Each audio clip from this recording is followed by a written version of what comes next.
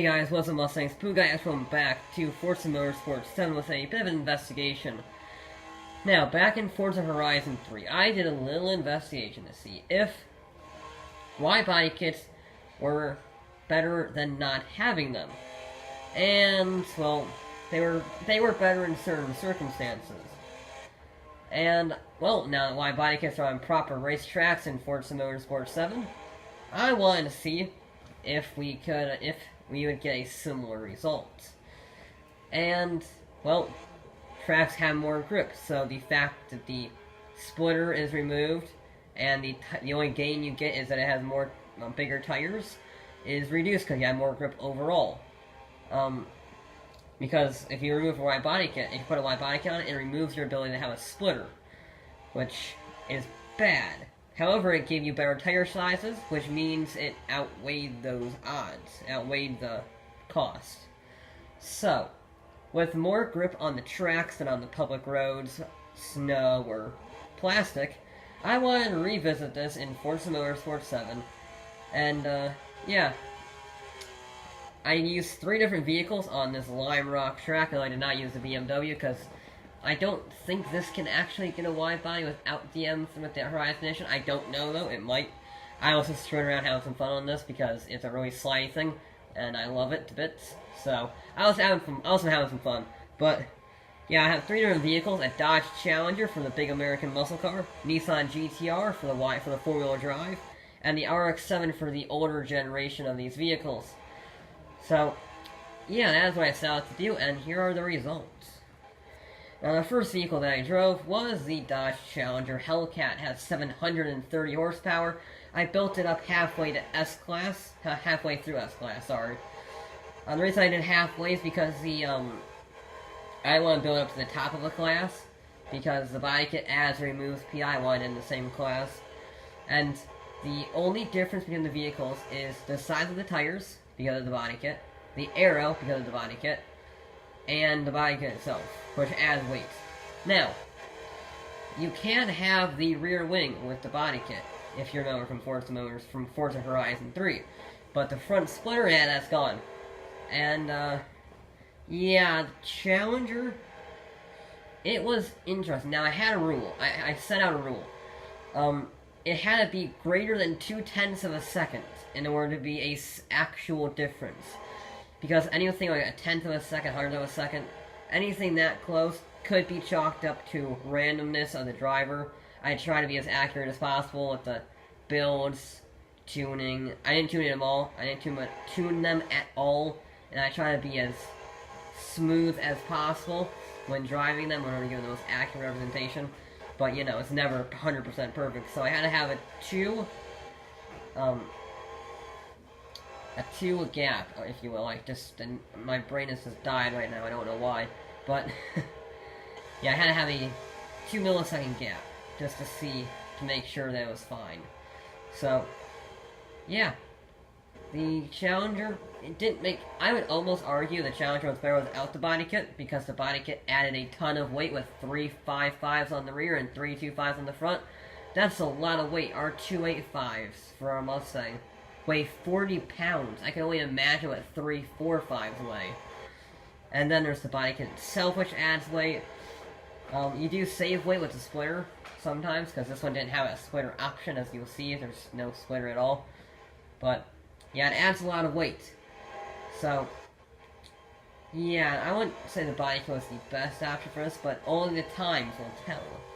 Now, why did I choose Lime Rock? Well, Lime Rock has straightaways, which will affect the aerodynamics. How much does the aero or lack of aero affect the speed? It has high-speed corners, which will test the aerodynamics again, and the tire grip during the high-speed sections. It has low-speed sections, like this area, for the grip out of the corners. So I thought it would be a very equal test of each section of the body kit or no body kit sections. And, well, the Nissan has a humongous body kit that looks like a Group 5 car on steroids, which is already on steroids, so yeah, it's ridiculous. Now, I did put the Forza wing on the other one just because I wanted to have more downforce, and in Forza Horizon 3, the Rocket Bunny wing does not add downforce, so I had the Forza wing on the body kit preset. Now this one did come with a splitter on the preset. I don't know if that actually provides downforce. I expect that it does.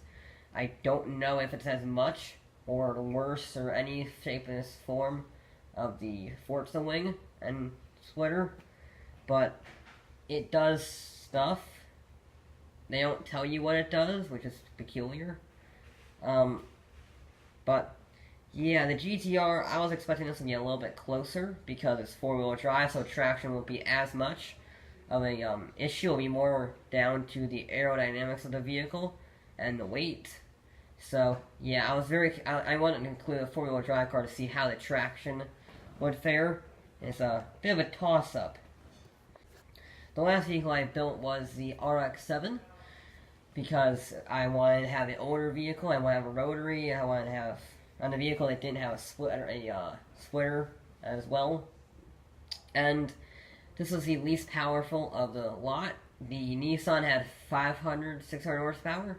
This had 350 horsepower. So I want to have this. Another reason why I want to have this vehicle is it's relatively low power, so it won't spin the wheels up as much, which is another factor in the advantage of tires or aero. And so I have three different stages. I have lots of wheel spin in the Hellcat that didn't make around corners. I have a little bit of both with the GTR. Then I have lots of turning and not very much wheel spin with the RX-7. And yeah, some very interesting surprises got thrown up in this. Because for the Dodge Challenger, without the body kit, it did a 58.499 second lap. And with a body kit, it did a 58.756. So it's 3/10 of a second slower with the body kit than without. And I think I know why. I think the body kit is just too much for that vehicle, because the tires are already massive on the Challenger, 325 from standard. So I don't think the traction mattered that much, and with the added advantage of having that splitter, it could get around that corners just a little bit better. So I think that's why the Challenger was faster without the body kit. Now, the Nissan GTR, an interesting throw-up. Without the body kit, it did a 58.467, and with the body kit, it went almost a second faster, with a 57.723, and I think that's the exact opposite. It has these big tires, it has a four-wheel drive system, so it's not going to lose as much traction, but since it still has those kind of aero parts out, the splitter and the rear wing, it still gets that grip, and that helps it, so it's a better overall vehicle. So I think that's why the body kit helps there, because it gives you the traction, and it gives you some form of aerodynamics. If it does affect it, if not, I don't know why. But that's my theory. And for the RX-7, well, without the body kit, it did a 57.389 somehow.